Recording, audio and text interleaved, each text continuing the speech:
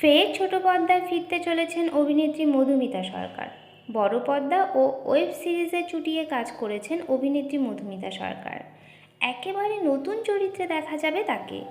এবার তার বিপরীতে রয়েছেন অভিনেতা নীল ভট্টাচার্য। শেষবার অভিনেত্রীকে দর্শকরা স্টার জলসার কুসুমদোলা ধারাবাহিকে অভিনয় করতে দেখেছিলেন। আর অন্যদিকে অভিনেতা নীল ভট্টাচার্যের শেষ ধারাবাহিক ছিল জি বাংলার অমর সঙ্গী।